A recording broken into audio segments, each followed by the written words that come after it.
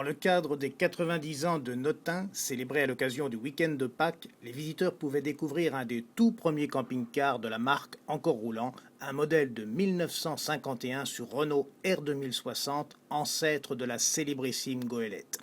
Chouchouté et utilisé régulièrement par leur propriétaire, monsieur et madame Claude Saint-Get, ce véhicule conduit régulièrement le couple sur le lieu de leurs vacances ou rencontres. Ils appartiennent tous deux au club des amateurs d'anciennes Renault.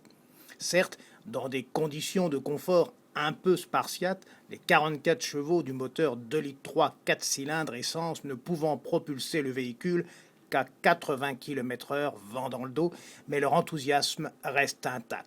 Pour s'en convaincre, il n'y a qu'à écouter Claude. Vous êtes le propriétaire de ce premier camping-car Notin, mais je crois qu'en 1951, année de sa fabrication ou de sa commercialisation, on n'appelait pas ça encore un camping-car. Non, on appelait ça un camion camping. C'est le seul camion camping sur Renault Goélette qui circule actuellement. Théoriquement, en 51, il n'y a sorti que celui-là de chez Notin.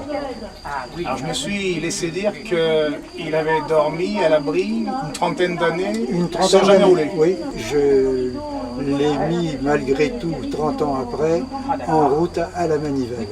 Alors vous voyez qu'il n'avait pas énormément souffert.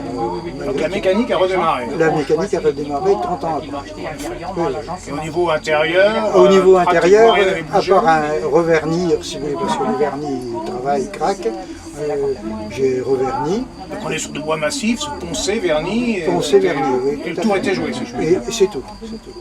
Alors j'ai vu sur l'écusson que vous portez à la poitrine que vous participez à un cercle d'amateurs d'anciens Renault. Oui. Donc je suppose qu'il n'y a pas que des camions camping-cars, il y a même peu de camions camping-cars. Ah ben chez Renault, je connais que celui-là.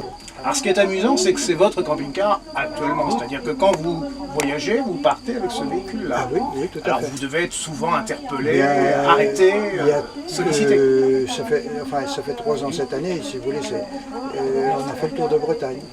Et puis on fait d'autres sorties comme ça, de véhicules anciens, disons. Voilà.